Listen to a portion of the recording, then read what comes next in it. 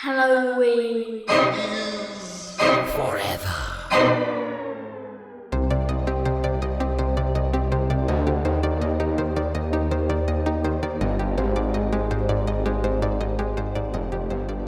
Good evening, boys and ghouls. Stephen, at long last, I got one. Are you prepared for one? I had to provide my own last week, so I'm ready to receive one this week. I did not listen to it because I prefer to not listen to any podcast where I can't hear my own voice. But I will listen to it eventually, and I dare say there's no way it was as good as this one, but we'll see. Well, not to spoil things, and of course you probably clicked on the title of the podcast here, so it's probably not much of a spoiler, but we're talking about an old movie from year of our Lord 1988, I believe. Child's Play. And they got that dang old killer doll over there, Chucky. He's a good guy doll. Comes to life. Oh, there he is. He's a real pain in the ass, right? He's a real thorn in the side.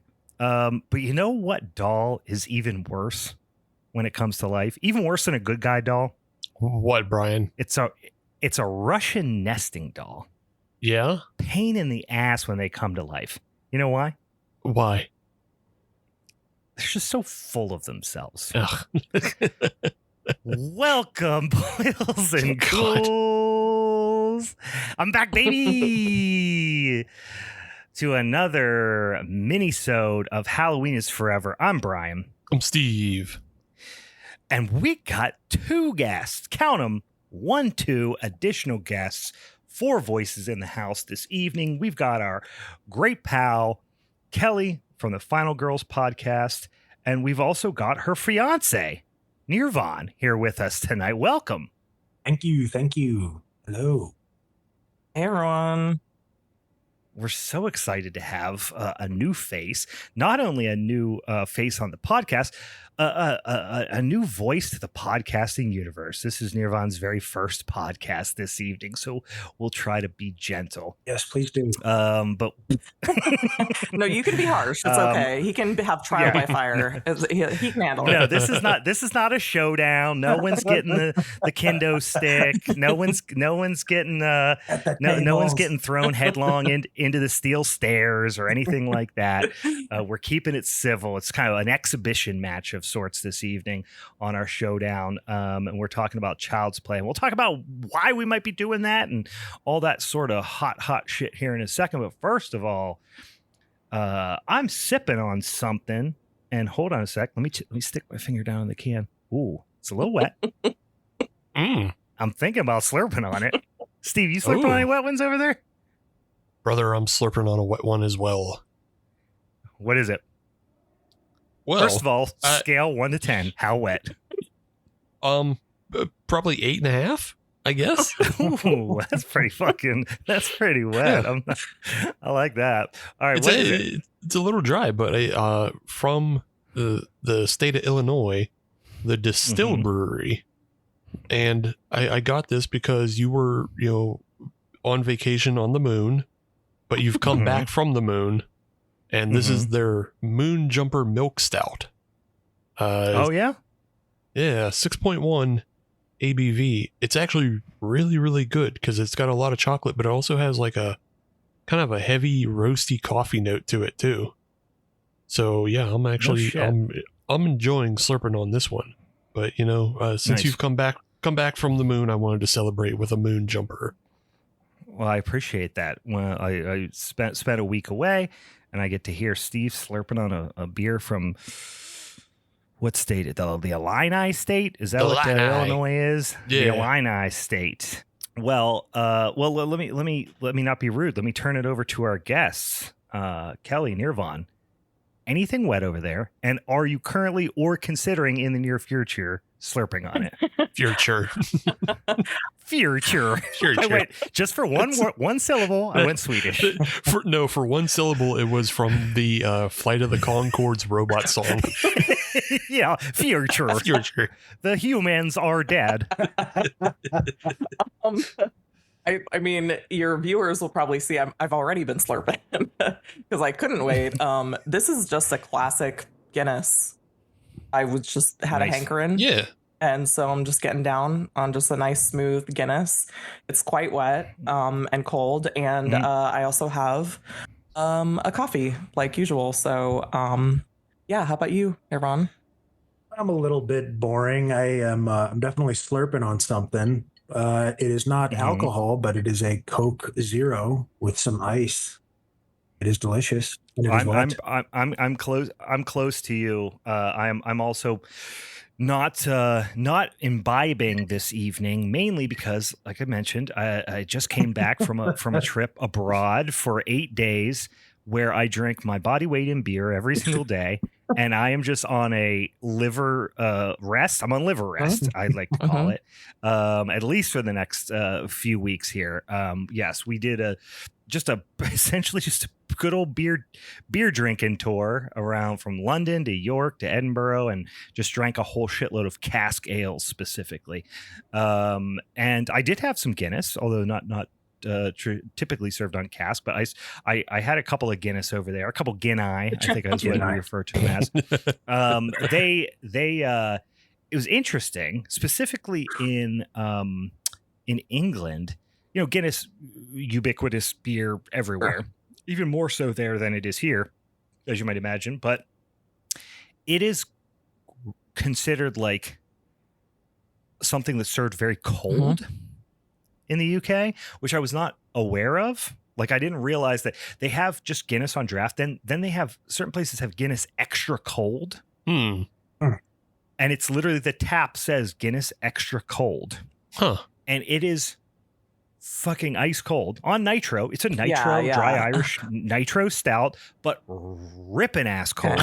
And especially compared to, you know, I was specifically there, you know, my main reason for going there was to drink a whole shitload of cask ales, which are like cellar temperature, you know, like like 52 degrees ish, something like that. So I would occasionally imbibe in one of those Guinness extra colds, and it would like take my damn breath away. It was so cold. Make your teeth hurt. I was gonna say, does it give you like brain freeze? Like, is it that level of cold? It was so fucking cold that, and also like, yeah, it was blew me away. It was like Guinness is like the Coors Light of England. You know what I mean? Where it's just they will not stop talking how fucking cold it is. Very, very interesting. When the Irishman's cheeks turn red, you know it's ready. Yeah, exactly. When his giant strawberry nose glows red, you know the Guinness is ready to drink. I am also, like I said, so I'm not imbibing this evening. I am drinking a lovely Kirkland signature brand lime flavored sparkling water. You guys, hell yes. It is wet. And I do be slurping on it, so that's where I'm going this evening. Well,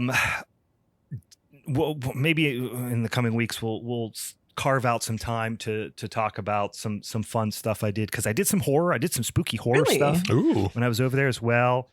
I went to saw some spooky horror shit. I got my picture taken with the giant Frankenstein. We went to Greyfriars Kirkyard, very, very famous haunted graveyard and monastery in Edinburgh, and I found maybe the coolest horror bar I've ever been in Edinburgh as well, like a block and a half from the apartment we were renting in Old Town Edinburgh, called the Banshee's Labyrinth. What? And it was a horror themed underground bar that was just carved into the side of a hill, all these old ass tunnels and like catacombs that they built a bar into all these weird catacombs, and then they have a weird little mini free movie theater where they show movies all night every night. It's fucking awesome, and they won't tell you what it is, and you just show up and you get surprised what is on. So like the first night we showed up, like they started at 11 p.m. and the place closes at I think 3. So from 11 to 3 every night they just show free movies.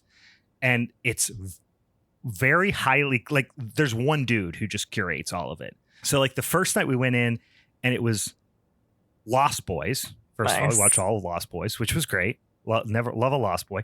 And then we watched, like, a 3-episode arc of Red Dwarf. Sick. You ever seen like the British sci-fi comedy series? Okay. Like this there's like 3 episodes where they like do this insane over the top shark jumping, fourth wall breaking thing for like 3 episodes, and they just showed those back to back to back. Awesome. And then the next night, so we were like obsessed with it, so we went right back the next night. By the way, I said I was going to maybe in a future episode carve it out, but I got super excited and started telling everybody about it right now. The next night we watched, we were there for 3 movies. We watched Cocaine Bear. I haven't seen that one yet. Yeah. It's okay. It's fine. It's fine. It's fine. Yeah. Then we watched Cabin in the Woods, which is one of my all-time favorite movies. Yes. And one of my friends who was there with us had never seen it. So it was his Oh, first watch man. of Cabin in the Woods. And then they finished the night off with Tucker and Dale versus Evil. Oh, sick. That is fun. Little palate cleanser at the other night. But then like other nights we were watching, they watched like really insane. It's kind of all over the place, but it was really fun. And they had a Trooper on cask, which is the beer Robinson's Brewery does with Iron Maiden. Iron Maiden, specifically with Bruce Dickinson. So it was pretty sick. It's an excellent beer. So Is it? it is. It actually is. When it's fresh, I've never liked it. when it's fresh, it's a really nice beer. It's just when you get it over here, you get it in a bottle, which is designed to be a cask beer. So like a bottled version of it is kind of a mockery of what it's supposed to be anyway. And then it's also usually mighty old by the time it makes its way over here. But real quick, I drank about 100 of them. Real quick, it's funny you mentioned the mystery movie thing because Nirvan and I just started. Regal Theaters does that. They do Mystery Movie Monday, and we just learned about this. We just started doing it where like Monday nights you can go and see some movie. You don't know what you're gonna see, and it's like $5 per person, so it's super cheap. And we thought they're supposed to tell you the genre, and so we thought the last one we were going to was a horror movie, and we were really excited. We were like, maybe it's Hokum, maybe it's The Mummy or something. And it was not a horror movie. It was that movie, I Swear, about that guy with Tourette's. It was pretty funny because like I went into it, I was like, Elliot, I was like, this is like a horror movie. I mean, it's horrific in some ways. You were waiting for scares. You were like, where's the left turn in this? I mean, it was a good movie, but we're seeing another one tomorrow. So again, fingers crossed for Hokum, but who knows? Nice. I'll have to check that out. We've got a couple of cool like independent theaters that do some like really wacky shit, like cult movie nights and stuff like that. But I'll have to see if any of the Regals out here are doing that. Yeah, I think Sub Cinema Pittsburgh might have your back on that as far as just like announcing events for anybody who's local to Pittsburgh. But yeah. Yep. Nice. Check out Sub Cinema. Well, enough about my gallivanting and poisoning myself.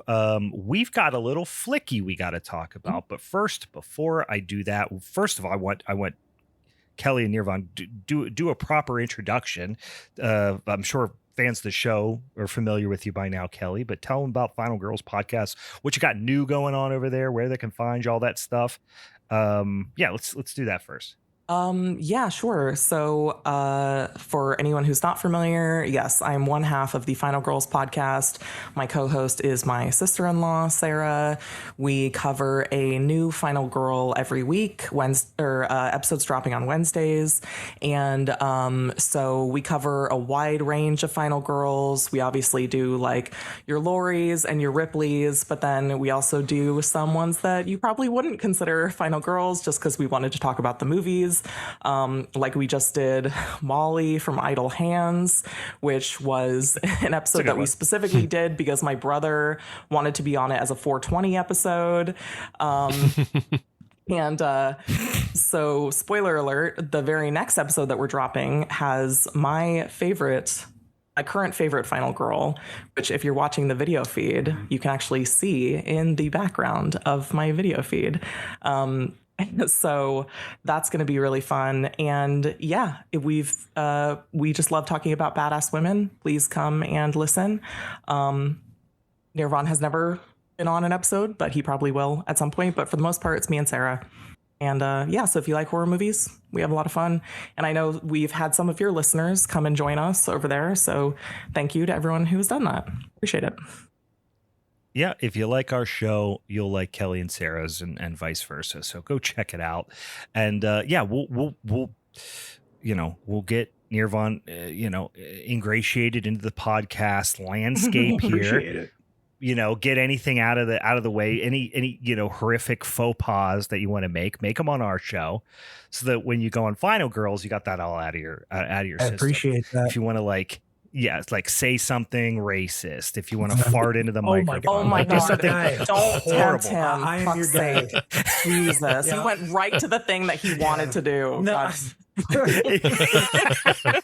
If you saw when I said that, and I just said that randomly off the cuff, you just saw his eyes light the fuck As soon up as you said when I said that, that. fuck. You just stand on the desk right now. Oh, wait, you can't see, but he's wearing his Chucky shirt in honor of the episode. And I'm wearing my Chucky haircut that I just have all the time. So enjoy that. I love it.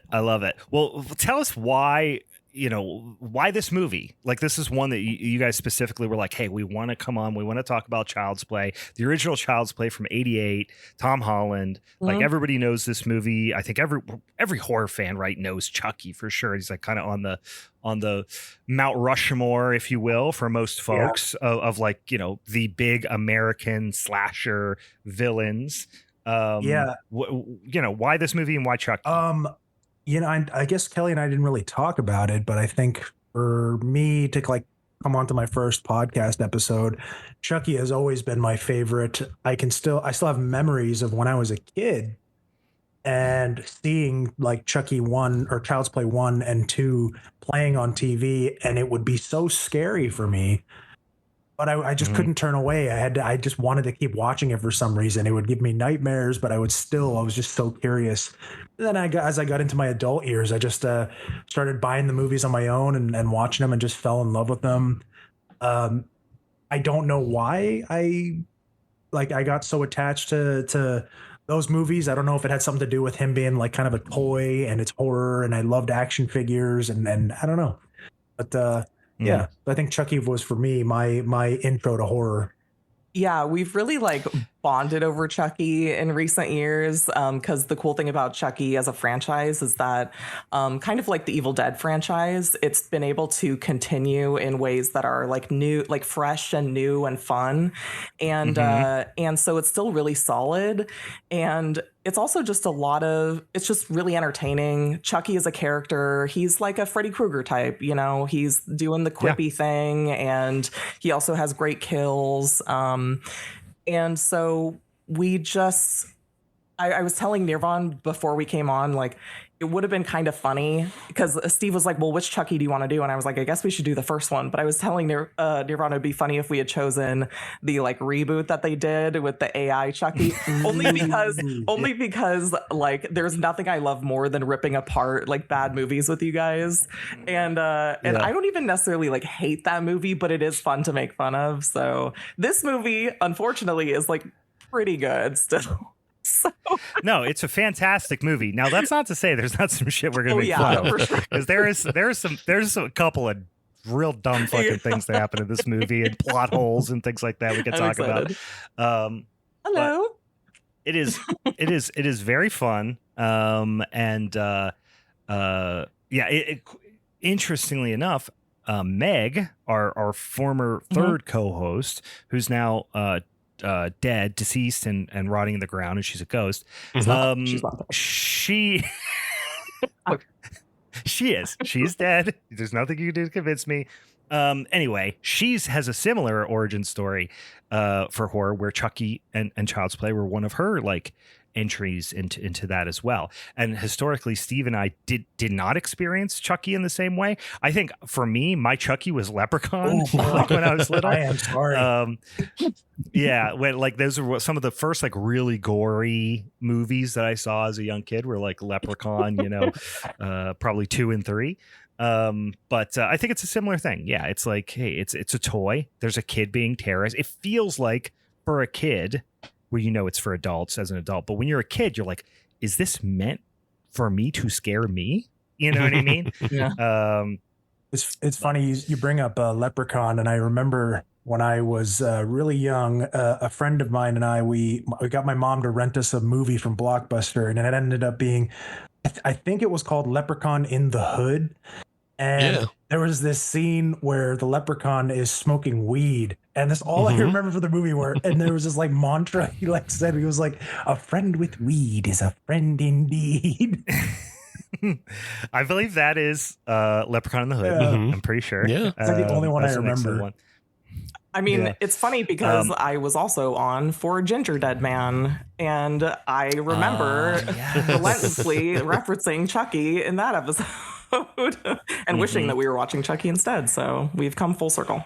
Did we do a Tiny Terrors episode, Steve? I know we talked about it and it came up on the wheel, but did we ever actually do it? I don't think we ever did it because we've never done a Child's Play movie before, and we've never really done anything else in that realm, with the exception of Munchies and that Leprechaun film that we just did, last month. So we haven't done any Critters. Maybe we did Critters 2 at one point. I find that hard to believe. I think we haven't done Critters 2 even. I think I just watched that recently because of Easter. I love a Munchies. God, I love a Munchies. All right, enough about Munchies. Let's get into this movie a little bit. Directed by a director who has one of the strangest, filmographies ever. In that he hasn't directed an enormous amount of films, but he directed 2 stone cold classics of the genre in 1988, Child's Play, and that as you kind of mentioned has spun off into a million different things in TV shows and comic books and everything you can imagine. Obviously toys, everything, right? And then one of the most beloved, horror, how do I describe it? It's more beloved by hardcore horror fans than maybe any other kind of mainstreamy horror movie, which is Fright Night. People fucking are diehard for Fright Night. And I'm one of them. I absolutely think it's fantastic. So those 2 stone cold classics, then 2 barely serviceable Stephen King adaptations in Thinner and Langoliers. The Thinner is actually tolerable. I still remember one. At least for me. If you can get past the prosthetics, Robert John Burke, I just have a soft spot for him. I don't maybe fully know why, but and then really a whole lot of nothing after that. Let's see. He does, unless I'm it does kind of wind down in the 2000s, but he did direct an episode of Masters of Horror. He directed 3 episodes of Tales from the Crypt. But also he wrote Psycho 2. Yes. So those were just his acting credits. Yeah, that was another big credit of his. He was and he was he was in it. He shows up in it as well, I think in a small bit. Yeah, So he has an acting credit for it as well. Yeah. Psycho 2 is fantastic. You said wrote the, I assume he wrote the screenplay for that. And he does show up in some, small, bit roles, acting parts, Hatchet 2, things like that. But I want to call out because maybe one of the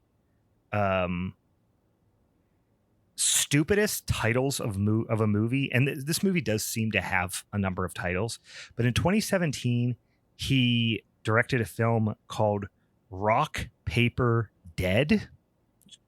And that is maybe the worst title I've ever fucking heard in my life. Worst or best? It looks at it's it barely draws somebody's attention to being associated with the game, if you want to call it that, of rock, paper, scissors. There are other places where the movie, how would you describe what is rock, paper, scissors? It's a way you settle draws. I mean, right? It is a game, but it's a series of hand gestures that you use to make decisions. Yeah, it's not. it's not like an officially licensed game. It's not like the Battleship movie. It's just like, no, it's not like here, I'm gonna buy the home version of rock paper scissors. We all have that, but the movie is in other places called a variety of things, including rock paper scissors. mm-hmm. But the poster says rock paper dead, and it looks unbelievable. And I've now added it to my letterbox. So you have to see the There's other paper. one that is listed as rock paper scissors, because it has underneath that as its like subtitle, Yep. Child's Play No Longer. Oh wow! That's so forced. Well, wow! they're really leaning in. Yeah. Yeah. And the cast of this is just woof, like the most Redbox cast you could think of, in that it has Michael Madsen and Tatum O'Neal in it. Oh, those two alone. And I like me some Michael Madsen, but yeah, it's not 2017 Michael Madsen. Oh, honey. It is funny to reference a movie that you made in 1988 as a teaser on a DVD cover or poster from a movie in 2017. But you do what you gotta do. anyway, you do what you got to do. Our boy Tom Holland, he burned hot and fast right at the beginning. The cast for this movie is pretty wonderful.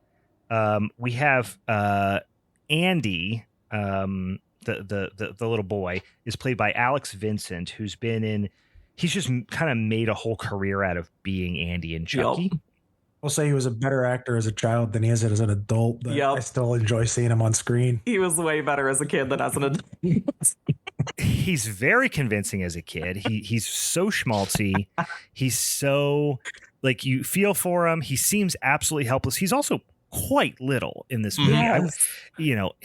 I don't know how old he was. Let's see. In 1988, let me see if I can figure out. Okay, he was born in 1981.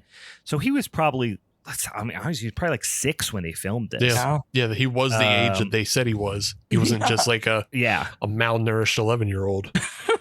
Right. Well, that's what I was going to check. Was he actually 13? No, but he was 6.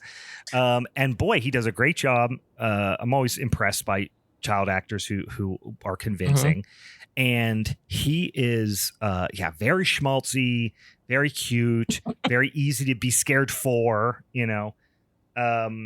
Of course, his mom, Karen, played by Catherine Hicks, who, I assume everyone also knows her primarily from Star Trek IV: The Voyage Home. But I think most people, of course, I'm kidding. Most people would know her from Seventh Heaven. I think almost everybody would know her from Seventh Heaven. Is there anything else that's big out there that I should be saying that people would know her from? Not that I know of off the top of my head. I would actually probably connect her to. I probably would connect her to Star Trek before anything else. Really? Yeah. That was that's an underrated Star Trek film. But yeah, most people know her from the mom on the just absolute nightmare hellscape that was the 90s, early 2000s show Seventh Heaven. Both on screen and behind the scenes as well. We have I forget, is he a sergeant? But Mike the cop is Chris Sarandon, who is in a lot of stuff. Yeah, that actually surprised me. Kelly found out some pretty cool stuff that he was in the other day. Yeah, I assume you're going to bring up at least one specific credit that really surprised me when I looked it up. Well, for me, he's Prince Humperdinch from Princess Bride. One of my favorite movies. My wife remember kids watch it once a week. But the other one is he is the voice of Jack Skellington. That blew my mind. Same here. Yeah. The talking voice, not the singing. The singing voice, of course, is Danny Elfman. The talking voice is Chris Sarandon. But he's also in Fright Night. I mean, he's got, as far as genre films, like an amazing resume. The Sentinel is such an underappreciated late 70s movie. He's not in he's in 75 films. He's also shows up on TV all the time. He's fantastic. Dinah Manoff, which plays her friend Maggie. I think most people would know her from Grease. I'm looking at what the name of the character she plays. Marty. She plays Marty, which is I think she's one of the pink ladies in Grease. That's where I remember her from, but she's in a big TV role that I forgot to write down. What's the big TV role, Steve, she's in? Is it Empty Nest? I think Empty Nest was the other. I believe she showed up in a lot of 90s sitcoms here. She's here or there on a lot of them, but she's on 170 episodes of Empty Nest, so I guess it's that one. Yeah, and maybe it's not as big as I thought it was, but my parents definitely watched a lot of Empty Nest, so maybe I was just the one seeing her on screen constantly. Yeah, but I was aware of it because the lead actor on that show looks like the human version of Sam the Eagle, and that's how I made that connection. Ooh, I'm gonna look this up. I like that. Yeah. That's just one for people to do research. Do your own research on that one, but I know I'm right. Yeah. Another one that before I get into it, probably the big one here is a character, and I didn't even know his name in the movie, but he's Jack Santos, the other cop, the Fu Manchu cop, who I love in this movie. He's played by Tommy Swerdlow, and Tommy, besides being in Child's Play, has a fucking fantastic, only 11 credits, feature film credits, but they are fantastic. Child's Play, Spaceballs, Real Genius with the great Val Kilmer. If you've ever seen the movie, he's fucking hilarious. Howard the Duck, guys. He's in Howard the Duck. Favorite. Yeah, for me as well. He's just got, not a lot of big roles, but just, man, he's knocking them out of the park. He also has screenwriting credits that are gonna knock you on your ass. All right, now I'm excited. I didn't get that far. What is it? Cool Runnings. Oh my god! Whoa. That's a left field. That's a lot of left field. Little Giants. Hey, Dang. Bushwhacked with Daniel Stern. Mm-hmm. And then most recently, Puss in Boots: The Last Wish. What the fuck? Wow. Of course, yeah. Of course, Puss in Boots: The Last Wish. I'm going to throw one more out there. This is a real. I love a character actor, Alan Wilder. He played Mr. Criswell, the dick boss of Maggie and Karen at the department store. He also plays the bespectacled airline service desk worker in Home Alone that Catherine O'Hara is yelling at and just generally dressing down when she's trying to get back home to Kevin. And I was like, where do I know this fucking guy's face from? It's driving me nuts. And I went a little digging and found out that's where he's from. All right. Let's two movies, two scenes, and you want to fight them in both. Yeah. He just plays such a great, smarmy little dick, which is great. Like he's nailed it. Yeah, that's how you know he nailed it. You want to fight him. Yeah. You hate him. You remember him more than anything else that you should. Yeah. All right. And last but certainly not least, playing Charles Lee Ray and the voice of Chucky the Doll, the great, and I want to emphasize great, Brad Dourif. Best. Brad Dourif among top 5 genre actor for me of all time, and that's including that's including Boris Karloff. You know what I mean? Like he is. I'm no hyperbole. Brad Dourif is, when he's on screen, I cannot look away even if I try. He's so fucking good. And we're not even going to get into some of my favorite movies he's been in.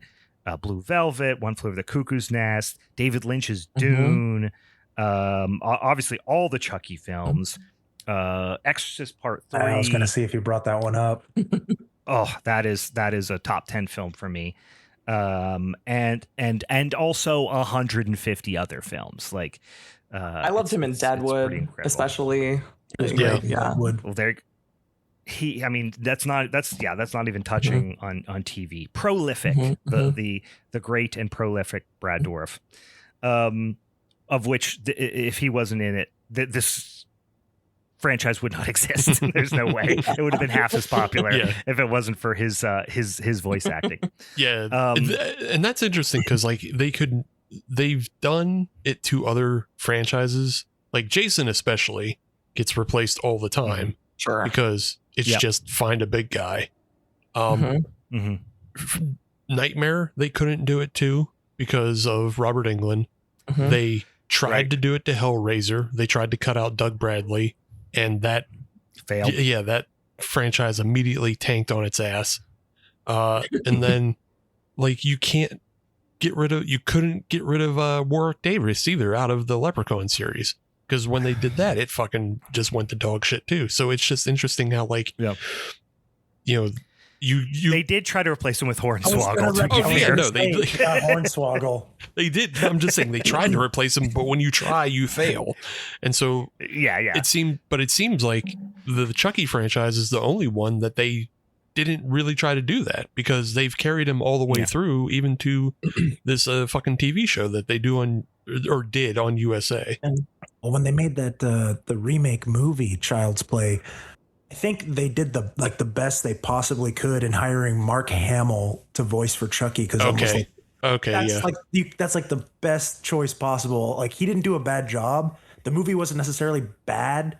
I just think I was like, me and probably a bunch of other people were just too much of a hardcore fans. And like if you can't get Brad Dourif, at least get one of the other like most iconic voice actors of all time. At least get the Joker. Yeah. You know what I mean? Yeah. It was an inspired, backup choice. So I always get that song he sings stuck in my head. I know. You are my buddy. Anyway. Did we do that? Didn't we do that when it came out, Steve? I can't remember, because I never watched it. Must have talked about it. Yeah. Oh, it's fun. That one falls completely out of my head. Like, I don't remember it. It's something. It's something. Yeah, it is something. All right, let's get into. We're not going to go, scene by scene, but I want to talk about some of the more impactful ones, and what makes this scene awesome, this movie awesome, and then also a few things, that at least that I picked up that were just every time I watch it that I'm like, this is asinine, but it's worth talking about. It gives it part of its charm, but feel free to jump in with some of your favorite, scenes and things like that if I pass over I just want to make sure, even though we're not going scene by scene, that we at least at some point touch on Andy's breakfast that he makes for his mom.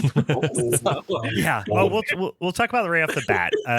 It is. It's like I assume this is inspiration for Buddy the Elf and his cooking prowess in Elf. Trying to kill his mom.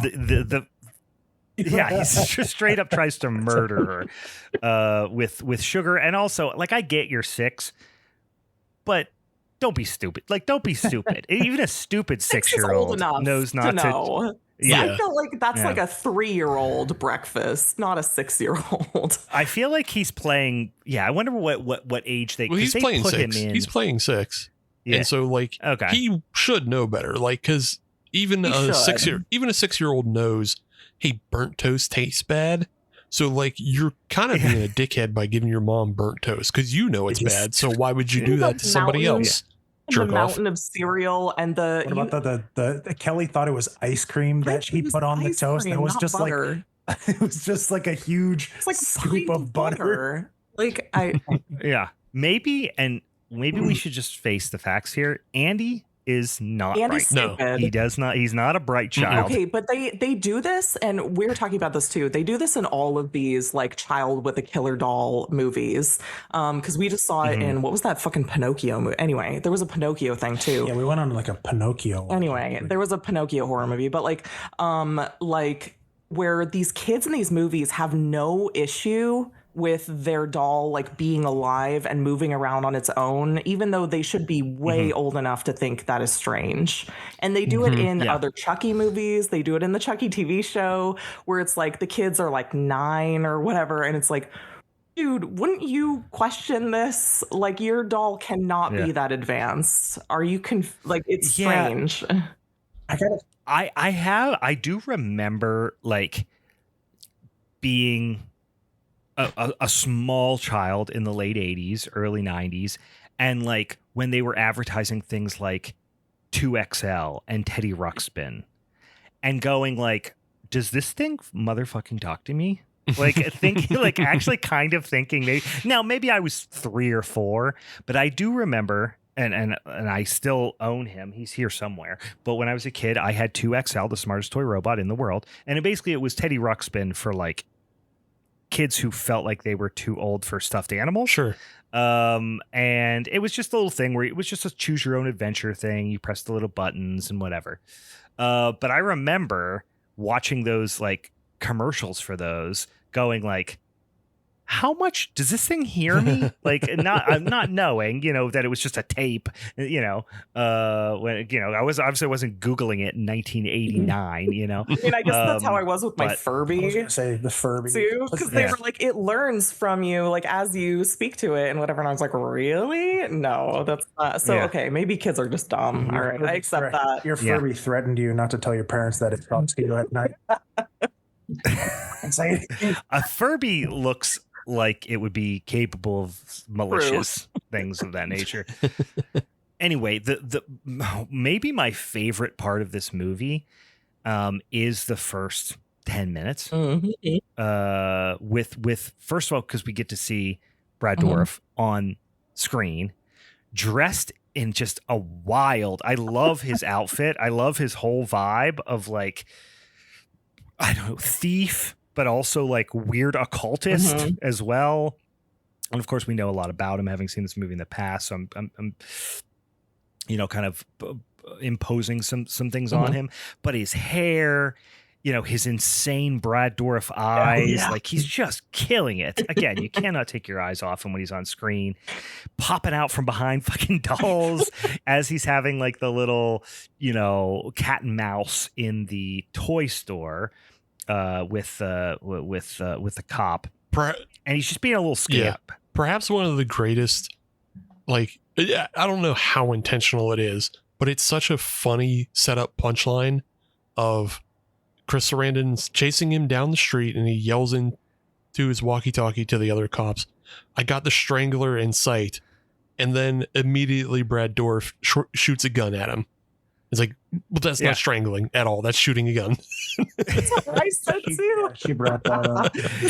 He never tries to strangle anyone ever. Not one time does he. Now, when he's the doll, he tries to strangle people, I guess. He wanted a but challenge. Mostly it just looks like he's. Yeah, it looks like he's lunging at the. Yeah, he's too good at strangling. He had to put weights around his ankles and make himself a tiny doll. He had perfected the art of strangling. But yeah, he's the lakefront or lakeside strangler. Lakeshore. But it's a Lakeshore. Yeah, Lakeshore Drive. Of course, it's in Chicago. So the whole thing's based in Chicago. It's the Lakeshore Strangler. And yeah, he's he doesn't do any strangling. It's kind of chopping mall in that way. There's zero chopping. There's zero strangling in this movie. As he's shot, and as he's dying, essentially he pledges to get Chris Sarandon's character, Officer Mikey, and the guy who was the getaway driver that abandoned him, Eddie Caputo, Fast Eddie Caputo. Yeah, they're very into calling him Eddie. It's always Eddie Caputo. It's never just like Eddie.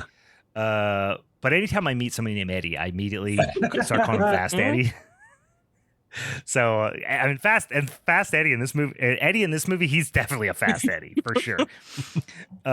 He's sleeping in like a flop house with a gun in his hand, full winter coat. Yeah. But this whole scene is insane, and Brad Dourif is giving it gravity. Like we are witnessing a serial killer get chased into a toy store and then using his dying breath to do a voodoo ritual to put his consciousness into a child's doll. That's an insane premise, obviously. And somehow we're watching it like riveted and like believing this insane premise, and it's 100% because of but Brad Dourif. it does play out like kind of funny. It works because of Brad Dourif, but it is kind of funny though, because he literally like just is like falling all over like boxes of dolls, and then he like locks eyes. Oh my god, he's doing so much. The physicality, flailing, and then like kind of like Family Guy falls like into the boxes, and then he like locks eyes with one of the Chucky dolls, and it's like a light bulb moment for him, like, yeah, good idea, the doll. And it's like, what? He didn't have a moment of like, fuck. Like, this is my only option. No, he was 100% positive it was going to work. Ready. And I believe him. Like, I'm willing to accept all this just through the power of his acting. That's great. We get an awesome explosion that sends him flying. Actually, that sends Officer Mikey flying. Sure. It's a great stunt. Mm-hmm. The whole, like, this movie, besides the animatronics and some of the practical stuff that happens later, the first part of this movie feels like it could have been really cheap to make. Yeah. But they were like, no, we're spending every dollar of this budget. There's a fucking house explodes. There's this explosion. There's stunts. There's car crashes that don't need to happen. Oh, yeah. But then even like, it's funny because even moments where they didn't necessarily need a prop, like all the little close-ups on Chucky's hand doing things, you could have had like a child's hand do those things and then maybe put some like prosthetics on it or something. But no, they went with like a straight up puppet hand, and it looks jank. I like but it adds to the charm. But that's what I mean. They like made all the right choices. Yeah. Yeah.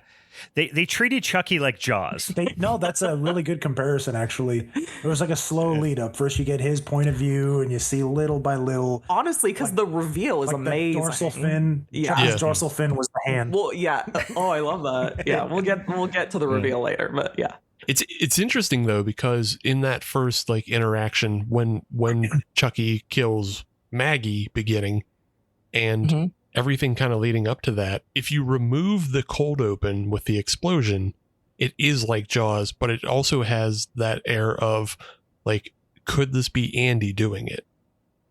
So like, so they film it all in that way, and it makes me half wonder if that opening was tagged on later, that they decided, hold on, let's put something in to make it clear, like how he got him into the doll and everything, and then also we're gonna blow it up too, just to make it like a hot cold open to really get the people going. The trivia said that they were originally going to lean more into that angle of like maybe it is Andy doing it. Yeah, because it's filmed like it should. Totally.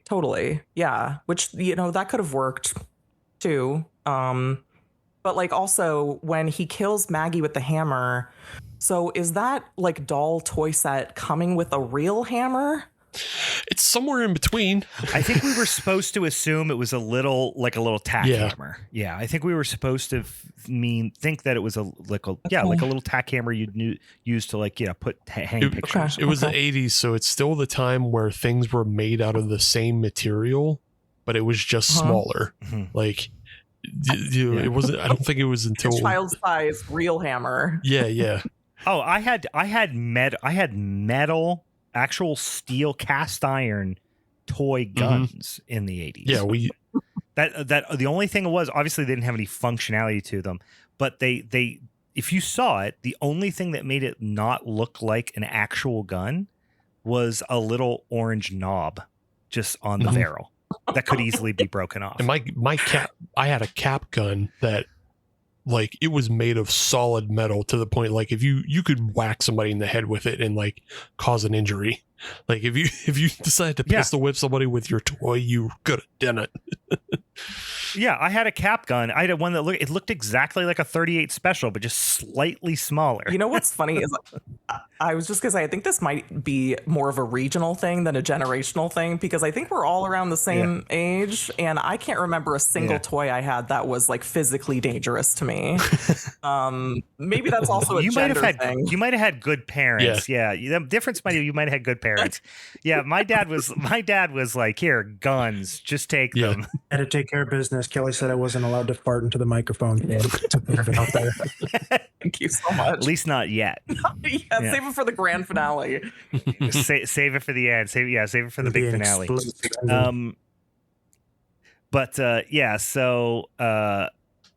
Like you said, Maggie gets it.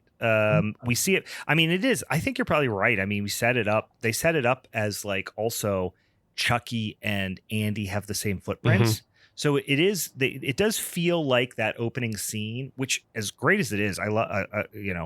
It does seem like maybe it was tacked on. Yeah, perhaps. But Chucky watching the news report, awesome. Little eyes kind of look over. You're getting these little things that are mechanical. I don't say mechanical is not the right word, but they are like essentially real functions of the doll, like using the joints that the doll was made with to do creepy human-like things, like its head turns slightly to the side or its eyes look over or whatever. So is this great slow burn. So they'll show him like it takes a while, which is what builds up so great to the lead. Is you don't see him talking, moving, whatever. It's just like point of view of a kid or a doll ? Mm-hmm. And then of course the after effects of what happens, or these little like subtle movements that I mentioned. So great gradual build up. The house. Well, I'm going to jump ahead a little bit to a nitpicky thing, but I just love this scene. Once Chucky takes Andy to go find Fast Eddie, crazy, because that's step one, like a full-on journey. Get there. So there is this is just a setup. It's much more egregious later. There is this thing in this movie where Andy can fast travel anywhere. Like he just knows how to get around town very fast. And without anybody going like, why is this child by himself? Right. Yeah. And also like during school hours, like, Andy doesn't know that dolls can't be alive, but he knows how to navigate like the L train all around Chicago. And also like he knows how to get to different streets and shit. Yeah. Now hold on, Brian. I'm not giving Andy that kind of intelligence or leeway, because what we don't see, they have to hide it from us, is that Chucky is the one that tells him where Eddie lives. I understand. And so I'm sure Chucky is reading the station signs, listening to the conductor on the train. He knows what stops to get off. So he's directing Andy the entire way there. So that's not Andy, because the other thing is, Andy's fucking stupid. And in this very scene, he runs towards gunshots. So Andy is still a buffoon. That's what I said. Kid runs towards these sounds. Well, here's the thing. So, Steven, you're not wrong, and I understand this, that Chucky was navigating him to Fast Eddie's house, but later, and I don't want to jump ahead too much, but there is a scene where Andy gets a long way across town very quickly by himself, not being directed by Chucky. Well, that's just a dog finding its way home. Dogs can do if a dog can do it, Andy can do it. Yeah, but it happens way faster than a car. So anyway, we'll get to that. They get to Fast Eddie's house. We get him running around. Fast Eddie, just real poor muzzled discipline with Fast Eddie. He's just swinging this gun around, blasting at stuff. Ultimately, they kill Fast Eddie by filling the house with gas, by leaving the burners on the stove. First of all, this house does not have a lot of windows intact. So ventilation, fantastic. Sure. But this house fills with gas in 10 seconds. If this was how this happened, everyone would be dead on the world. Like everyone in the world's house would explode all the time. But I get it. Fine. It's fun. They exploded a house. I'm grateful for it. Fast Eddie's dead. So when they bring him in to the station again and Karen comes and picks him up, the other thing that bugs me in this scene is how quickly Karen is willing to just abandon her child. So fast. They're like, we think he's crazy. We think he's killing people. He's doing something wild. He's a menace to society. Whatever. They don't come out and say it, but that's what they're implying. And then they just go, maybe you should stay with us for a couple of nights. She just goes home. And she goes, all right, see you in a couple days, 4-year-old or however 6-year-old. Well, now Have a nice sleepover. And Andy's like, cool, I live in this cell now. well, sometimes it's a hardened criminal cell, by the way. Sometimes the kids' vibes are just bad. And sometimes that's just how it is. And he already tried to give her that dog shit breakfast. And he was annoying about his toys. He is a bad boy. Andy is a bad boy and has to go to the jail for bad boys with emotional problems. They gotta scare him straight, man. We're just meeting Andy in this movie, but he's been stupid for 6 years, annoying this lady with no husband. She's at the end of her rope, and this is her one chance to get a night of peace. Okay. Yeah. It's like she's going to either do this or she's going to just, there will be blood him and just leave him on the train. Her boss is a dickhead and her best babysitter is dead. She needs a night off. Yeah. Even if it's in a sketchy, maybe insane asylum for actual God, what is that? Adults. It's so sketchy. Criminally insane children. It is the place where Brad Dourif is in freaking Exorcist 3. No, I was going to say Exorcist 3. Both work. Yeah. Both work. It's horrifying. It's not a place for children. Anyway, so the big reveal is, he gets back after abandoning her child. She goes back. I've abandoned my boy. I've abandoned my boy. I was trying not to say it, but I was imagining. My mind was wandering in a different direction, which was, wouldn't it be wild if she just went like full Casey Anthony and just like went to the casino and like went to the bar after this, just like partying, doing like hot body like contests and stuff. Yeah, she's just like ripping Ginny Slims. Yeah, hot potty. That's what this movie needs, is a Goodfellas montage of her just fucking going loose, doing giant rails, just ripping rails. Oh my god, that'd be hilarious. But no, she goes back and she's kind of examining the box. She learns that the box has no batteries, which is the big like doll dum dum dum moment. I thought her reaction was she's over the top.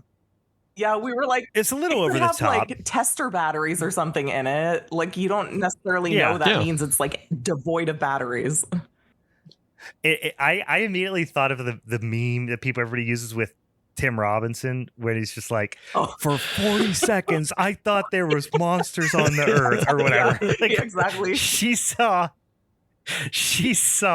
there was no batteries and her world fell the fuck apart. Changed in that moment. But quickly thereafter, he does the head jerk. Yeah. Which is, scary in of itself because of the subtleness of it, because we haven't seen him move quick yet. Yeah. Right. And then it's the hi, I'm Chucky, wanna play, classic line. The head spin. The creepier thing, she drops it, the roll under the couch is what got me as when I was younger. That fucking barrel roll under the couch always creeped me out. Because it's not like he can just move his head and then, he has muscles under there. He's got, he can move. He's like a human. Little acrobat, it turns out. It's a little G.I. Joe. Yeah. And then we get the full, which I always loved, and it became less and less, of course, as the dramatically less in 2, and then it's non-existent, I think, by 3, is that he doesn't speak in his pull string Chucky isms anymore, good guy isms. And we get the first words out of his mouth in this movie that are not the pull strings is, quote, "You stupid bitch, period.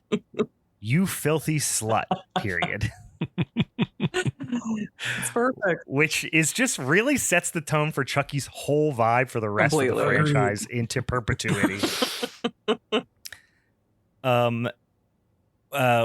We didn't mention earlier because obviously we were skipping ahead a little bit, but I love that the guy in the alley that retrieved the haunted, not haunted, but possessed, I guess, I don't know, doll, and sold it to Karen is just like some like dirtball in the alley somewhere. For some reason, Maggie and Karen very respectfully, and I think perhaps overly graciously, refer to him as a peddler. Yeah, sure, that's his business. I don't think that's a peddler.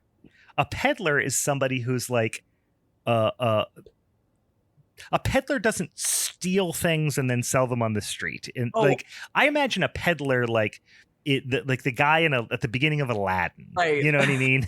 Yeah, that's a peddler. Or like the guy in Gremlins or something. Like sure, this isn't a peddler. Also, isn't someone who tries to rape you when you then go to inquire for more information about the thing that you bought from him. Typically, yes. Typically, yes. 99%. I hope 99% of the time. Yeah, I mean, it's just like anything else, there are good peddlers and bad peddlers. But I will say this. I just think this is a thief unloading stolen goods. Yeah. He's a peddler. He's a fence. I get the feeling a peddler's a peddler is a legit business. A peddler is a noble occupation. This is not. This is just a guy who stole some shit and sold it in an alley. Yeah. But they keep I think generously referring to him as a peddler. They're doing the same thing that when white ladies go on vacation to New York City and they start buying knockoff Louis Vuitton and Coach bags. They're just like, oh no, they're just like, oh, they're a wholesaler. That's all it is. And no, you're buying fucking knockoff. You're buying, illegal goods. But hey, who cares? Fuck those companies anyway. Yeah. Do what you want.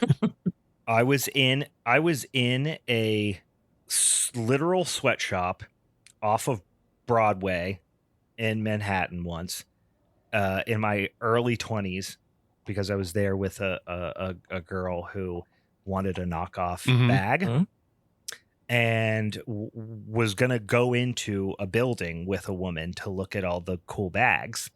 And I was like, don't do that. This is a terrible idea. And she was like, oh, I'm going. And I'm like, well, I guess I'm coming because I'm not going to let you go in there by yourself.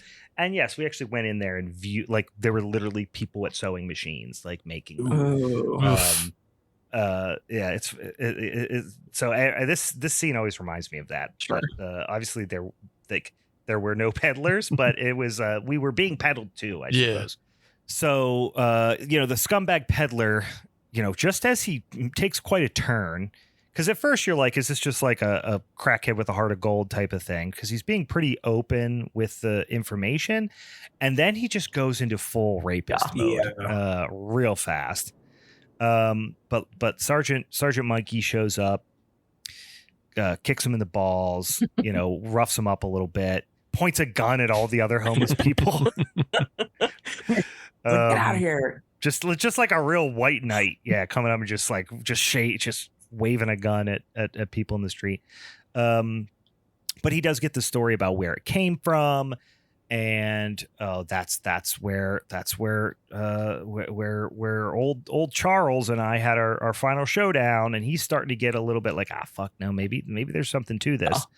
I think one trope that's really frustrating for me in a lot, it can be done totally fine, and I think in this case it's done exceptionally well, but a trope that can be very frustrating to me is the you don't believe I knew me, you were going to say that. or they don't believe me. We talk about this all yeah. the time on Final Girls, because the final girl in every situation is never believed about the danger.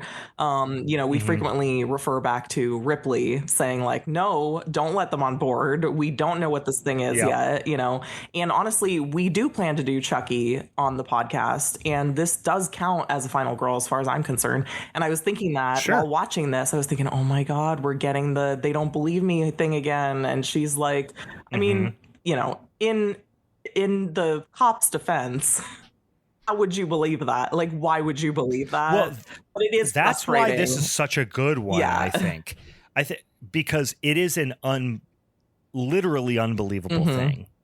Like, no one, you'd have to be out of your mind or see it with your own two eyes to believe it. So it is an extremely difficult thing to believe, and she almost doesn't believe it. But they don't let it linger out there too long to the point where it just becomes frustrating for the viewer.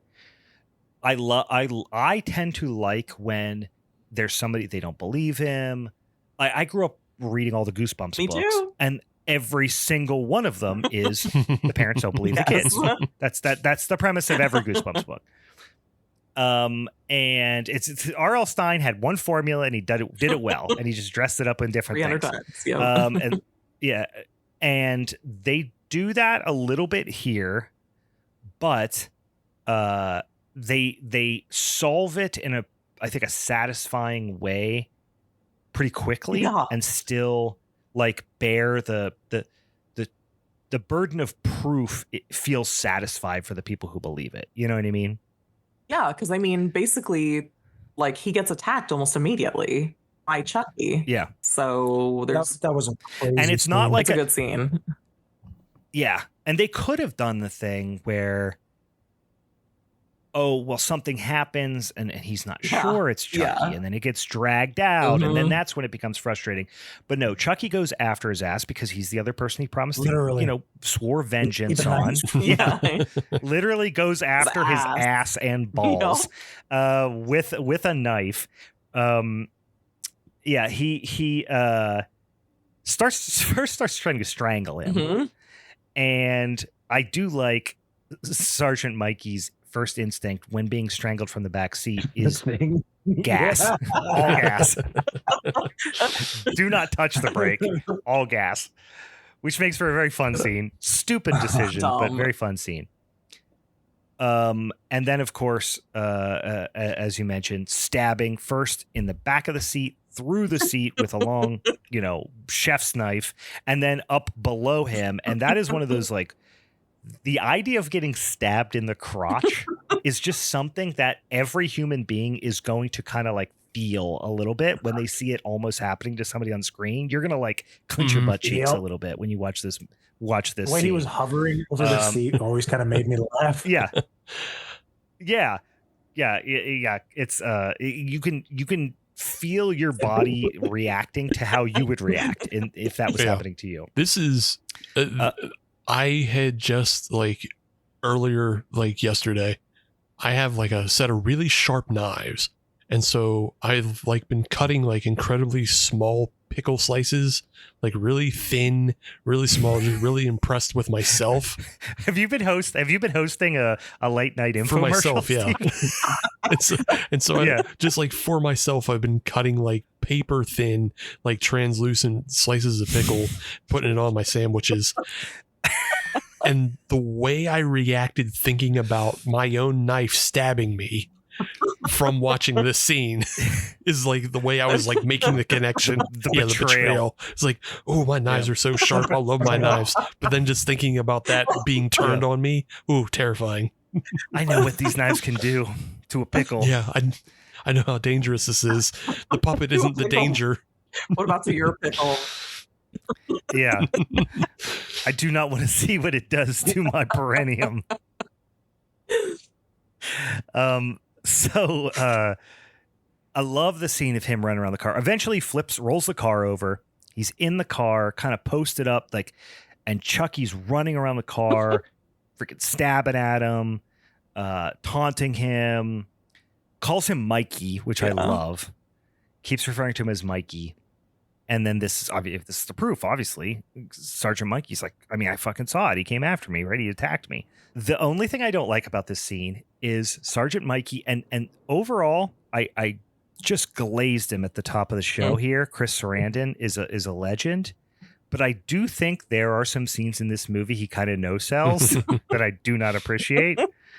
And this is one of them, because after that crazy, harrowing, wreck your car, all this crazy wild shit happens, flip your car, almost get stabbed, shoot at a fucking sentient doll.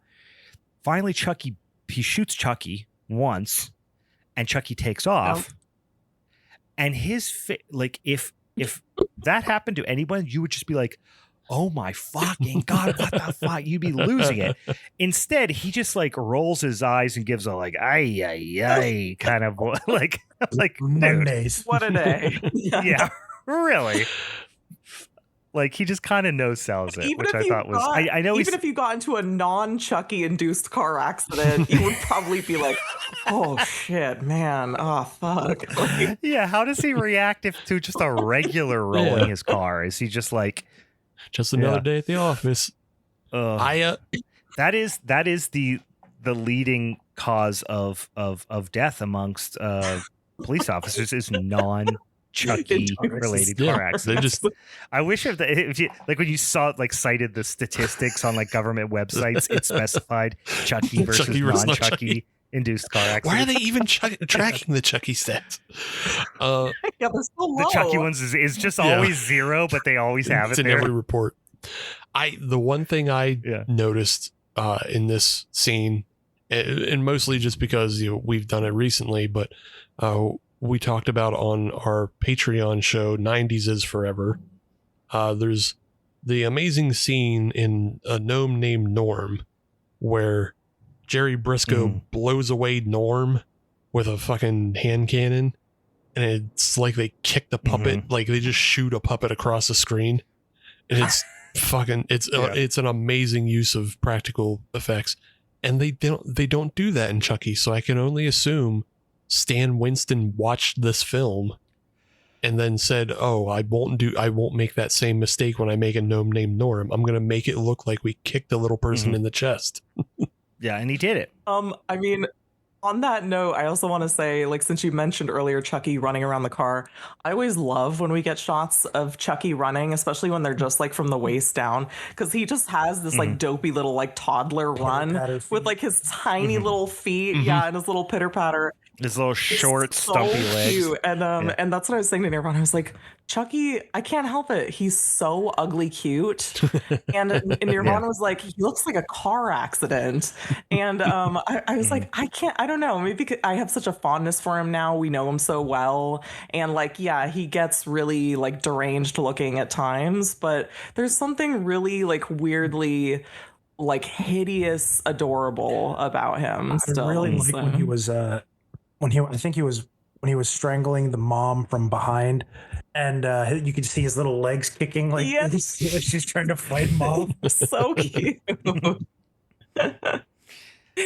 He's just a whittle He's guy. A whittle guy. She's just a whittle guy. So, and I forgot to write it down. What is the name of Charles Lee Ray's voodoo buddy? He has in the movie they have his file and it's under like John Amos or something, but it's listed as Dr. Death in the credits. Yeah, I thought it was just John. I was gonna say John, but anyway, we don't really get the backstory yet. We do get more later on in the franchise, kind of, I think, but essentially Charles Lee Ray, before putting his consciousness into a doll, had learned a lot from his old buddy, the black magic, almost his little black magic guru that had told him all this stuff. He'd explained to him the chants that he says to put his consciousness into the doll. And he explains to him that the only way now to be fair, he's very anti all of this. He says he's an abomination and blah, blah, blah, and all this stuff. So he's not necessarily a bad guy. He's not supposed to be using the rituals for this purpose. He taught it to like the worst person possible. Well, that was what I was just about to say. Better friends, it's like he's not a bad guy. Are you that? He's not a bad guy. You just like him. Start your friendships with that question. Yeah. How frequently would you say you strangle? Are you the strangler? Because if you are, you have to tell me. It's entrapment otherwise. It's the law. It's entrapment if you don't. Yeah. But yeah, for some reason, he taught the worst guy in the world how to put his consciousness into other people and apparently inanimate objects. And you know, but now he's like, no, now I can see you're not a good dude. Mm-hmm. So I'm not going to tell you how to undo this. Mm-hmm. And Chucky has made a little, you know, he's thought this out. He has made a voodoo doll. Can I say something? I'm going to call him John. Yes, so, please. It's actually a little bit stupider. John had a voodoo doll of himself that he showed Charles before. Oh, you're right, because he's like, you shouldn't show me. Yeah, you shouldn't show me where you keep it or whatever. Yeah. So what was the? Why he's like, yeah. So just in case, I made one of myself. What? Yeah, I've made my own kryptonite and showed it to you. Yeah, exactly. Listen here, Strangler. This is my voodoo doll. Okay. Anyways, I'm gonna put it over here. Don't strangle this because it could kill me. Hey, Strangler, could you go over there and get in my voodoo doll cabinet over there? I think there's some smokes over there. Can you grab this? Yeah. Yeah, it seems like you've really set yourself up for failure. I imagine it like this. You know how you have that one friend who, like, every time they're drunk, they want to like show you their sword or their gun or whatever thing they have that's kind of dangerous in their house, you know? They keep trying to walk this away. Is him. Yeah. John, they got all fucked up one night, you know, drinking whatever voodoo wine. And he was like, you know, I got a fucking voodoo doll myself, right? Check it out. It's fucking sick.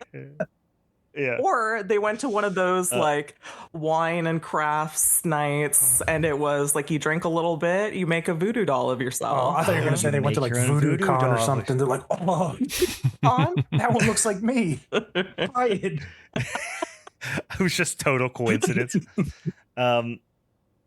Yeah, so basically he says like, okay, you're not going to tell me, well, fuck you, and he starts like breaking his legs and just really fucking him up. It's pretty the sound design is great because they're crunching his legs and stuff. Stepping on bags of chips. Yeah.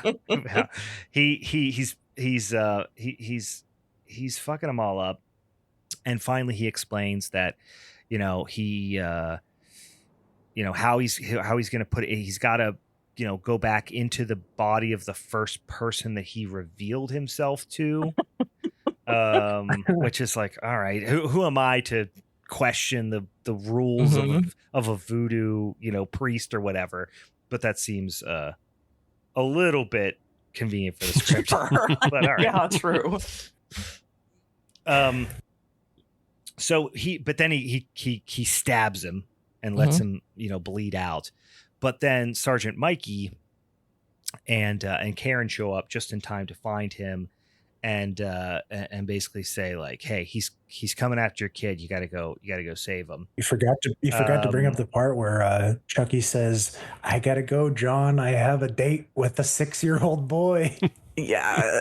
It was always so awkward. Rough line. Kind of like, yeah. Okay. Like, all right. Welp, see you later. Hey, thanks Nirvan for, you know, saying that line. For the rest of us, you can be on record. As soon as it was coming out, I was like, shit, I'm the one who said it out loud. Now that's recorded in your voice for posterity. So that's your voodoo doll that we have now. And now that will be out in purely audio format to all 10,000 of our followers on Instagram. Anyway, so yeah, he leaves.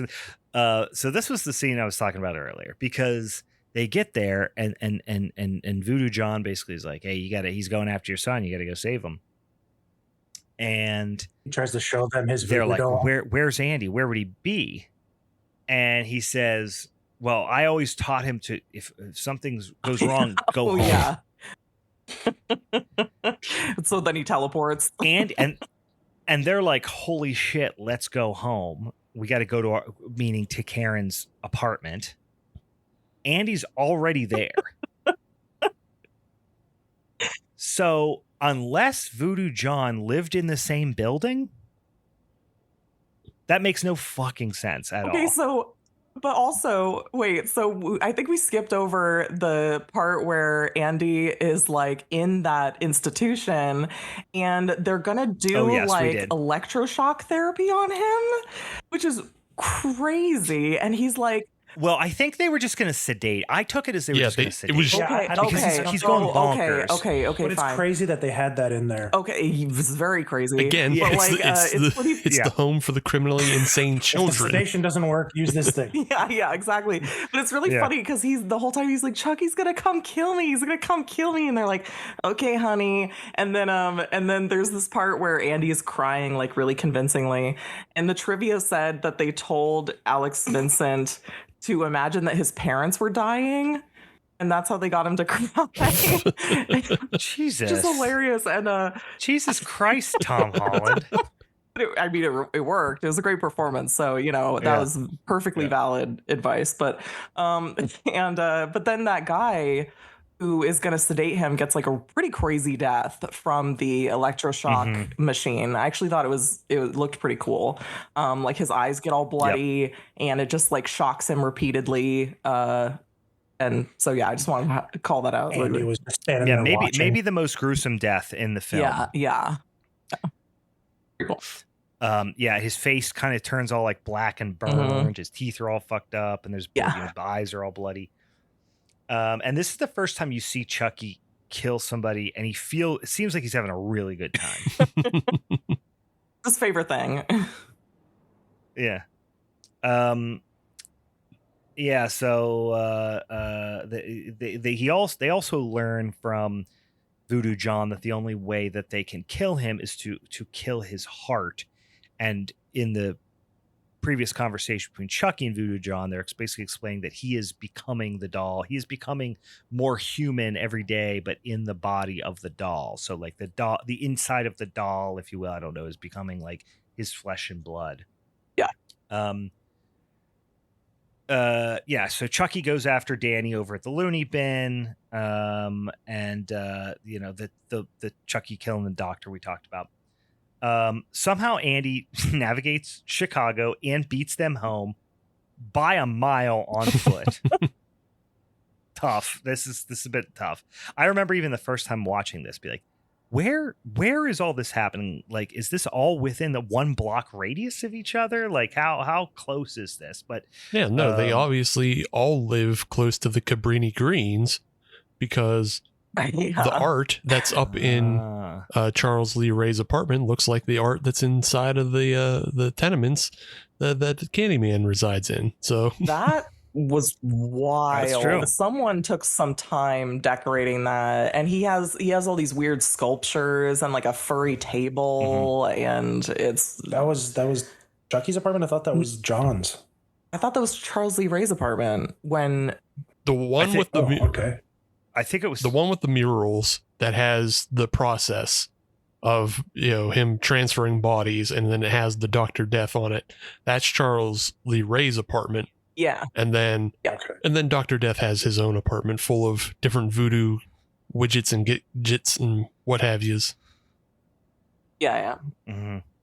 Great just throw in line here. They couldn't resist, and this is also a precursor to Chucky's fully formed sociopath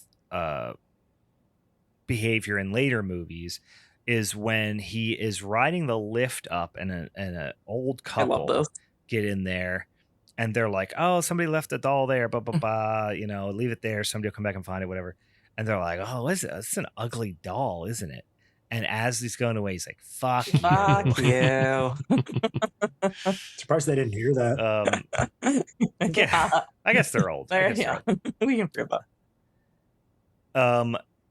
In one of the more, I don't know, just graphic renditions of violence on a child, Chucky just fucking just lumps Andy up with a mini bat. Hilarious. He just goes,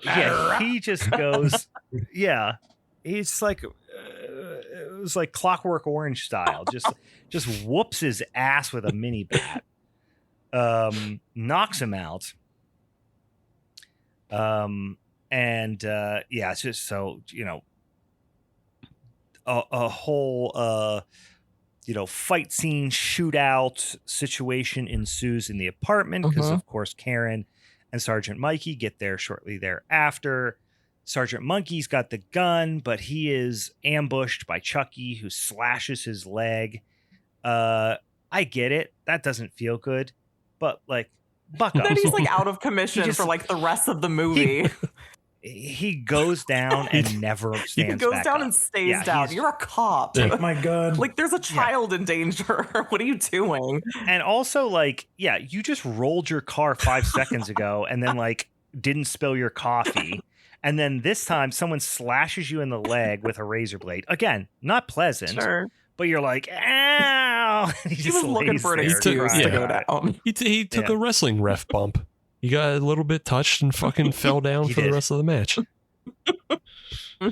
Yeah, he really did. He really did. Ultimately, there's the way that they get, well, not really, but the way that they get at least the upper hand on Chucky is by what Karen threatened to do earlier when the reveal happened that he was a sentient doll. They use the little gate, the little ember gate around the fireplace. They get him in there. Andy and Karen do a little teamwork to turn on the gas, light a match, and burn Chucky in the fireplace. Great extended little person burn scene. It is great. Love a burn. He's fighting it. Love a burn scene. Oh, man. The screams were great. It's so Some awesome. good there. He's doing a lot too. He's not just doing the like lurching fireman. He's like he's climbing up on the wailing. furniture, kicking shit around like It was like, okay. Put your foot up against the thing. Yeah, I know. We were like, keep him in there. You're gonna let him burn your place down. But I didn't mention Andy gets the line, "This is the end, friend," before lighting the match. I think I read somewhere that Alex Vincent wanted to say that line. Oh, he wanted to say it? I think so. It's funny. Yeah. I wonder if I imagine when he signs at like cons. Oh yeah, that is the line, for sure. right? It's got to be. Just kidding, he's still alive because they didn't destroy his heart. So they blow his head off. I mean, he's Sergeant Mikey is kind of like doing the thing you do to like zombies in like Resident Evil 4, where you're just like blowing limbs off them and their heads and stuff. Or what was it? Dead Space. Dead Space. Was it Dead Space where you you can like do that blow too. off the limbs take off and the stuff. limbs. I mean, he's like a Terminator He's at this point. Why is there like so many metal bits? It's getting comical too because of It's getting all the comical? puppetry. Well, I mean, like this is that's a good point. But it is exception. I think it's perhaps the most comical here is when like the torso is still trying to move, and it just gave actually Ginger Dead Man vibes a lot in this instance where this is the part where it feels the most like a puppet. Yeah. And he's all charred and whatever, and eventually he shoots him, through the chest or just the torso with like I think one arm and maybe one leg, I forget, is left. But he does eventually get shot through the heart. There was that part though where like Chucky's head was separated from the body, and then he was talking to his body as if it was like giving something else entirely. to the body, like strangle them or something. Yeah, he's like Billy from Hocus Pocus, where it's like That's the head's like telling him to do the stuff in the body. The head's telling the body, which I always thought was a really strange premise, and that happens. That's like a jokey zombie trope. It's a thing. But yeah, they even the ears are on the head too. Oh, that's a good point. Yeah, that's you know what? You've ruined all of those scenes for me now that you said that. sorry to destroy your childhood, but I always think what is, I mean, the brain is obviously separate from the body, so like this isn't possible on 1,000 levels. But what about telling the torso what to do is helping? You're so right. They even do that in Bill and Ted's Bogus Journey, and now I'm like, oh, what? Yeah. Oh man. Okay. Yeah. All right. But anyway, that's the end. This is because my favorite part actually is like right at the end here, where they tell the other cop, like, don't touch the body. Don't touch anything on the body. He immediately goes and starts jamming his finger like at the head, picks up the head like a fucking football, brings it into the room with them, sits it down, and is like, and Nirvan pointed out, he's like, look, this thing is dead. It's dead. And Nirvan's like, why would he be saying it's dead if he thinks it's a doll that was never alive? Yeah. The whole thing is ridiculous. I love that we get a little bit more of the Fu Manchu cop at the end. He gets way more screen time than he deserves in terms of like how essential he is to this story. But I love it. I love when he's on screen. I love he's not dressed like a detective. Like I said, he's got the wacky like Fu Manchu. Joe Pesci from Home Alone or something like that. Yeah, like he if you saw him in a just a photo and said, this is a guy, okay, we got this movie from 1988. Look at this picture of this character. Who do you think this character is? No one would say cop. What's he do? No, I'd be like strip club owner. You know what I mean? Like I would certainly never say fucking cop, detective. But if you ask what city he was from, the mustache would probably lead you to Chicago. Well, his voice, if it wasn't a mustache, if you heard his voice, yeah, it's definitely Chicago. Anyway, I will say it wraps up, pretty clean. They do not do the final, hey, look, he might still be alive, but I think they do a pretty good job of just subtly enough showing that, like, hey, even though this heart, this body or whatever is dead, it's still slightly open-ended. Which is, so they don't do the thing. I don't think ever, and I don't know these movies nearly as much as I know, like, let's say like Halloween or Hellraiser or anything like that. But they don't ever try to do a Chucky's really dead, like really, really dead type of thing. Do they? Can we talk about the sequels or no? I don't want to like give away. Yeah, dude. Yeah. Okay. I mean, the only thing I could really think of is when in Child's Play 3, they're in some sort of like horror carnival thing and they're on some sort of ride and Chucky's body falls into this like gigantic and it just like obliterates him entirely. And then that's when there was that long hiatus of like no Child's Play films. And then it wasn't until like the early 2000s when they came out with Bride of Chucky and he came back with that new look with the kind of torn up face because his whole body was just completely shredded. That's the only thing I can think of. Yeah, so he was put all back together. Yeah. I always really liked that. Yeah, I guess the fact that he's not human and he is just a consciousness in a vessel, if you will, helps that situation to be a little bit more, little less final. And you can kind of do whatever, but I feel like a lot of horror movies play by that, like do whatever you want kind of rule. So, well, it's supernatural, so it makes sense, right? You can kind of go do whatever you want once it becomes supernatural. I tend to always want to compare things to franchises to Halloween, and like everyone who ever touched the Halloween franchise tried to kill Michael Myers, like tried to be the last one, and no matter how absolutely sure you were that he was dead, they always shamelessly explained away why he wasn't dead explained why he wasn't dead. And I was just curious if they ever did that with Chucky, but they don't have to because it's supernatural. But so at this point, it's like play the supernatural. But at this point, it's like the boy who cried wolf. Like everyone knows that like any horror franchise, it really doesn't matter what they do to the character. It like to tell you that they're really dead because you know that they want to make more movies anyway. So like no one's ever going to believe anything at this point. Right. Yeah. When they went as far as to have Halloween Resurrection, that Michael swapped his bodies with a different guy, and then it was just a different guy who got his head cut off, from the finality of H2O. Like, yeah, when you reach those bottom depths, nobody else can do anything else. Anything goes. Yeah, nobody can do anything else. Yeah. I think the one thing that they're gonna what they're ultimately gonna do with Halloween when they bring back the next one is just the Joseph Gordon-Green trilogy is just gonna be a standalone, and they're just be like, oh yeah, okay, of course spoiler alert, and in Halloween Ends, they definitely fucking kill him.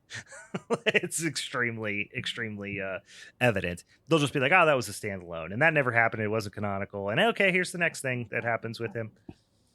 He's 80 years old or whatever now. Yeah.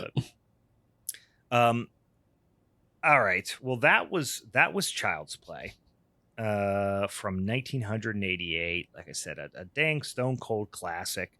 I have seen this movie probably, I don't know, I want to guess this is probably the 6th time. Like I've seen it quite a few times. I have seen the second one maybe only once or twice. So I do need to go back, and then like Bride of Chucky, I've seen quite a few times, stuff. But like, I think I need to go back and see the second one because I remember it fondly, but it has been a long time, and I've only seen it once or twice. Child's Play 2 is a good one too. Yeah. That's the nice thing about the Chucky franchise is like they start getting so weird with it and they just start leaning into all the fun elements that it just gets more and more entertaining. I mean, some of it, I know you really hate Seed of Chucky. There's like, is that the one with the little like androgynous? There's parts of it. There's a very few parts of it that I actually like, but what's cool is with Child's Play, it's I can't think of another franchise that has kind of kept surviving, even though they've like gone and done like a remake, but then the old school ones continued making sequels.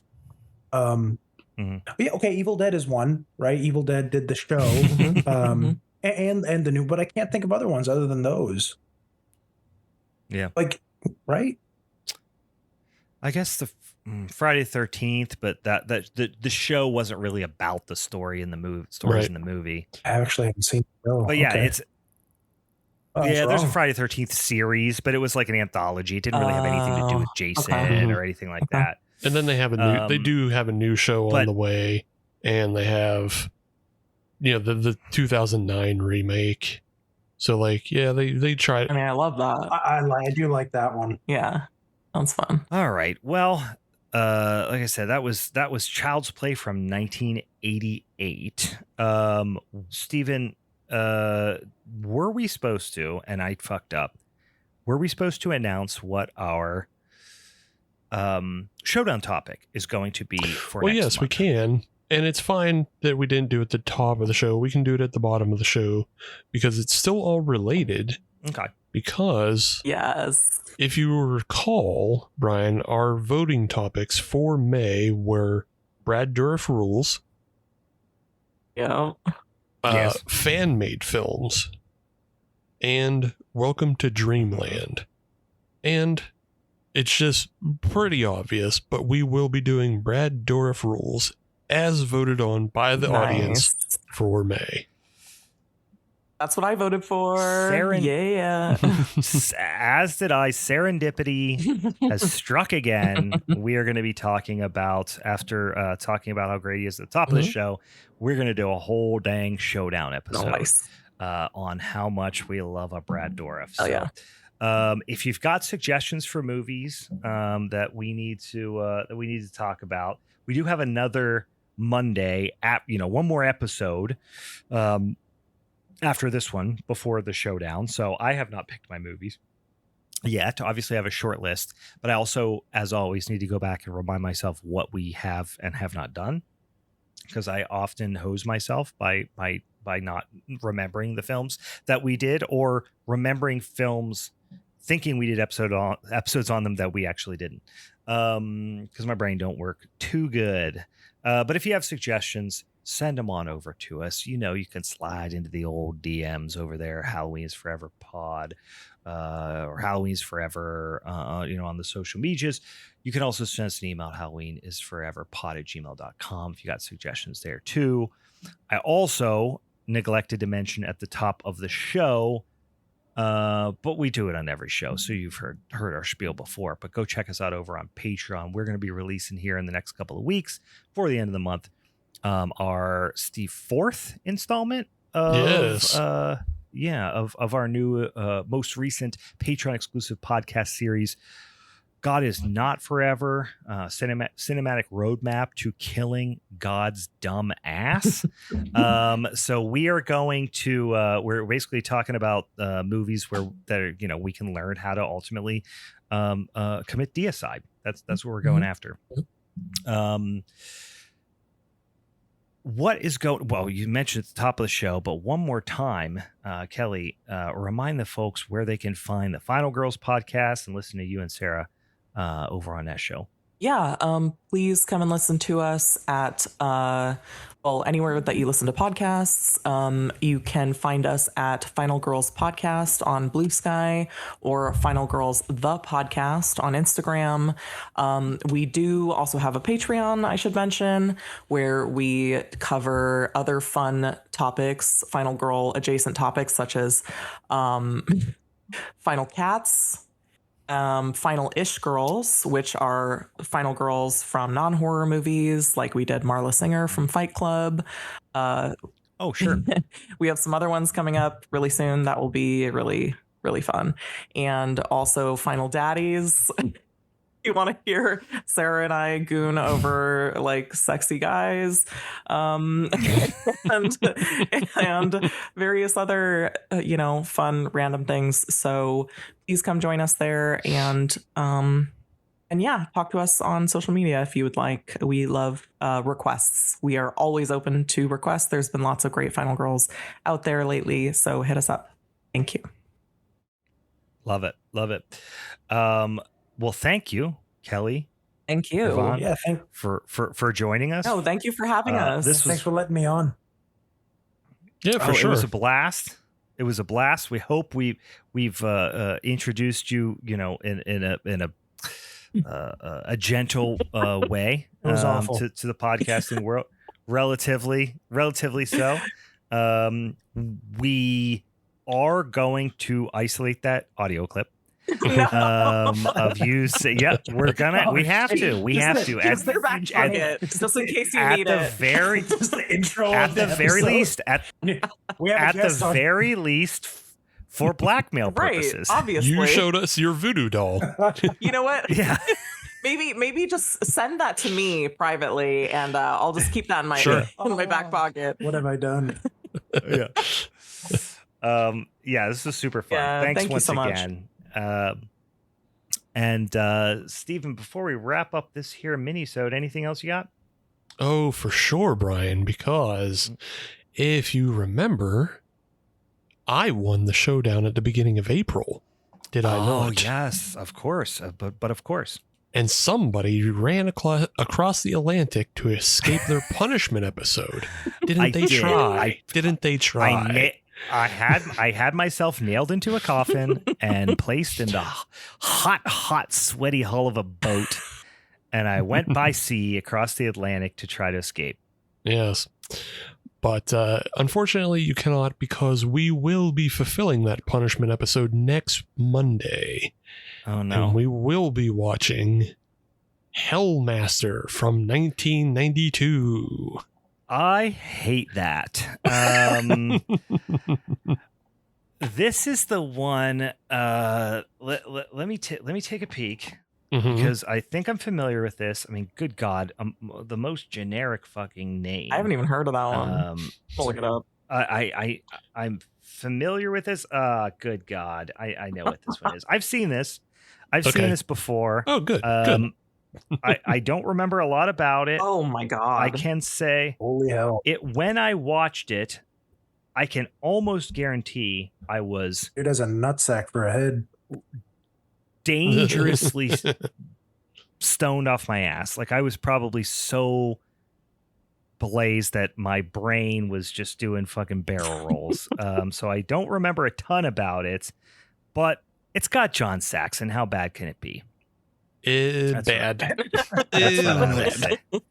That's what I always say. All right, we'll go into it. And hey, you know what? Where I just recently, why this is kind of top of mind for me, is I just saw this at the Vinegar Syndrome store in beautiful Southside Pittsburgh, Pennsylvania, because that poster and the Vinegar Syndrome Blu-ray, cover is pretty striking. And I picked it up and was like, Hellmaster, what is this? And I Googled it, or looked up on LinkedIn, or not LinkedIn, Jesus Christ. Looked it up on Letter. I always say LinkedIn. Yeah, I looked up Hellmaster on LinkedIn. I connected with John Saxon. No, I always want to call Letterboxd LinkedIn for some reason. I don't know why. They both start with L's, I guess. But I went on Letterboxd and saw it and was like, oh, that piece of shit. And then I promptly put the DVD back down. But I'm looking forward to it. Maybe I will. Maybe like the Last Punishment episode Kellie was on, where I did go out and buy a 4K Blu-ray version of the movie. No, wait. The last one I was on was Samantha Darko. So oh, that's right. Which I did not buy a copy of, and I do not anticipate. Before I knew, and I regret. But Final Flesh, yes, that warrants a buy. So the question is, who's going to make the mistake and buy this movie on DVD? Not me, because I've already seen most of it, so it's not going to be me. All right. Well, join us next week as your boy finally gets his comeuppance. As Steve forces me to watch 1992's Hellmaster. All right. Final thank you. We appreciate you for coming on. This was super fun. We'll do it again soon. And for the Halloween is Forever crew, I'm Brian. I'm Steve. I'm Kellie. Nirvan. Thank you. Thank you, guys. I will see you later. Bye-bye. Bye.